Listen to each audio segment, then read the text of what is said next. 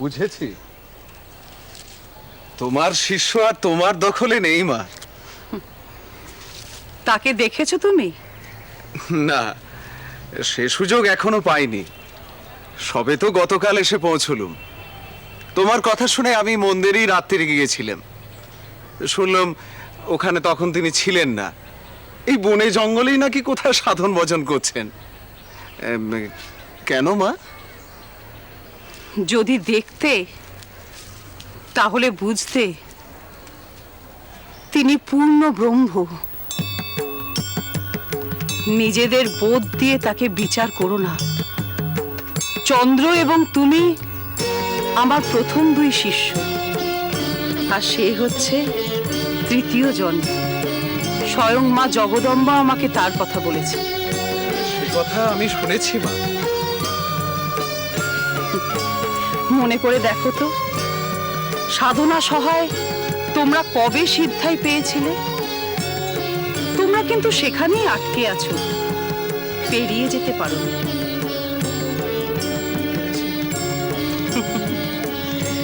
উনি সে স্তর ছুঁয়েও দেখেননি। কেন বলো তো? স্বয়ং মা জগদম্বা ওকে বুঝিয়েছেন সিদ্ধাই বিষ্ঠার সমান। তোমরা সিদ্ধাই পেরিয়ে যে স্তরে পৌঁছতে চাও, ওর শুরু সেখান থেকে। তোমরা নিজেদের মূল্যে ওকে ওজন করো না। সবার এই দশা হয় না। বেদ বেদান্ত শাস্ত্র গুলে খাওয়া তাত্ত্বিক পণ্ডিতেরা ওর অবয়বে ভগবানকে মেলাচ্ছেন। তাহলে তাহলে তুমি কেন ওকে দিয়ে তান্ত্রিক আচার করিয়েছ মা?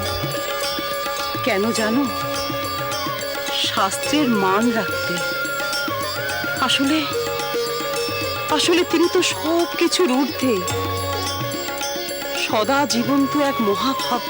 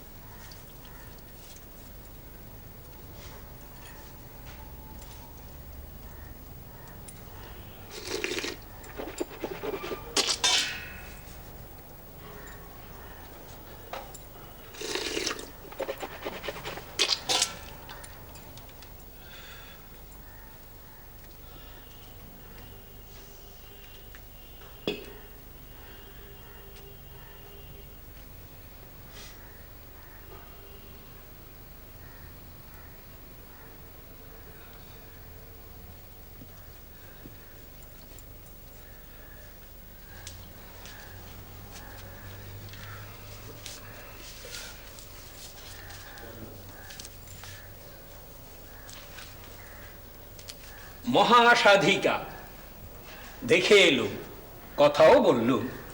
রাখ, এখানে রাখ।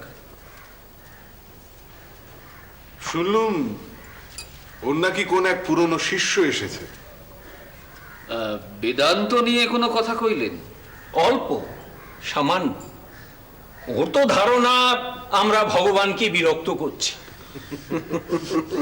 আসলে কি জানেন, উনি সব সময় প্রভুজিকে আগলে রাখতে চান। না, এতে দোষের কিছু নেই। আসলে এ মাতৃভাব। কিন্তু কথা যা কইলেন ভুল তো নয়।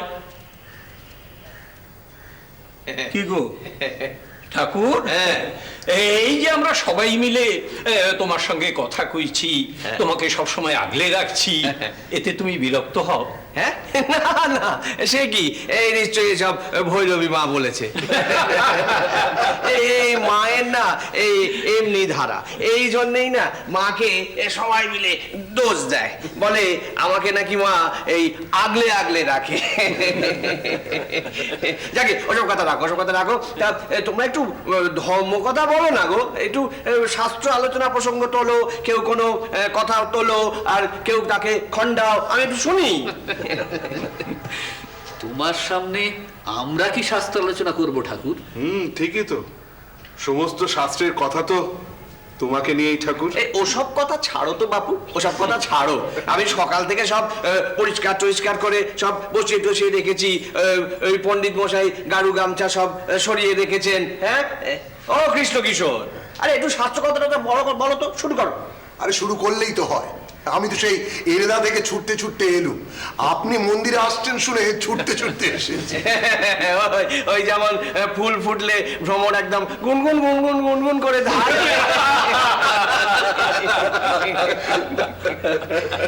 হ্যাঁ, আচ্ছা পণ্ডিত মশাই, এই যে বেদান্তে বলে ভক্ত ভগবান স্বরূপ এক, হ্যাঁ, তা তন্ত্র কি সেই সত্য উপলব্ধির পথেই সাধককে নিয়ে যায়?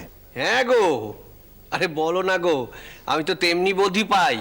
ঠিকই পাও প্রভুজি। শাস্ত্রী মশাই, আরে পণ্ডিতজিকে একটু বলতে দাও না। আমি আর কি বলি, আমি বরং শুনি। না না না না, তুমিই বলবে, আজকে তোমাকেই বলতে হবে। তোমার কথা আমি আজ শুনবো। বেশ, তাহলে শোনো। দাঁড়িয়ে দাঁড়িয়ে বলতেন। কি কোথায় চলেছেন? ও পণ্ডিত মশাই, এ কি, এখানেই তো ছিল। কি কি কি কি খুঁজছো বলো তো? ওই যে আমার দুটো জিনিস এই তো একটু আগে এখানেই তো আমি রেখেছিলাম, ওখানে বসবার আগে আমি হাত মুখ প্রক্ষালন করে তো এইখানেই রেখে। কারু গামছা, দেখো না তুমি কোথায় রেখে দিয়েছো। না, আমি এখানেই রেখেছিলাম, ওই দেখো না জলের দাগ, ওই দাগ। জলের দাগও রয়েছে না? হ্যাঁ, ও তাহলে কেউ কেউ হয়তো সরিয়ে নিয়ে গেছে। ও ও মাধব, আরে তুই কি ওই কারু গামছা সরিয়েছিস? না। বিপ্র দাদা তুমি? না। আরে আরে আছে আছে আছে আছে বাবা, নিশ্চয়ই কোথাও একটা আছে, কেউ নিশ্চয়ই সরিয়ে রেখেছে। আচ্ছা ঠিক আছে ঠিক আছে, তোমাকে একটা নতুন গাড়ু গামছা না এনে দেবো। ও বিপ্র দাদা, ওই আমাদের ওই অন্নময়ী উৎসবে না অনেক তো বাসন কোসন আসছে, তো তার থেকে একটা ওই গাড়ু গামছা এনে দিয়ে পড়ে থেকে। না না, আমার ওটাই চাই, ওর মধ্যে যে জল, কি মুশকিল। কি কি পণ্ডিত গো, ভগবানের কথা বলবে না, গাড়ু গামছাই নিয়ে দিয়ে মরছে। গাড়ু গামছা গাড়ু গামছা, এটা নিয়ে কি শুনে সঙ্গে যাবে নাকি? তুমি একটু বোঝবার চেষ্টা করো ঠাকুর, ওটি সঙ্গে না থাকলে আমার যে সব কেমন গুলিয়ে যায়। বুঝলেন হালদার মশাই, আগে সেজে বাবু, বিশাল আয়োজন হয়েছে। আজকে মা অন্নপূর্ণা হবেন। সহস্রমণ চাল, সহস্রমণ ডাল, প্রচুর সাধু সন্ত, তাদের সবাইকে দান ধ্যান করা হবে। তারপর কাল থেকে তো টানা চলবে কীর্তন, পালাগান, চণ্ডীর গান। বড় বাজার একেবারে ফাঁকা করে দিয়ে এসেছি আজকে। আগে সবাই তো বলছে, কি বলছে? ওই বাবুর বাবু সেজো বাবু, বাবুর বাবু সেজো বাবু, বাবুর বাবু সেজো বাবু, বাবু। না না, সব বাবার কৃপা, বাবাই সব করাচ্ছে। বাবা হচ্ছেন মহাশক্তির জাগতিক লীলা। श्री राम कृष्ण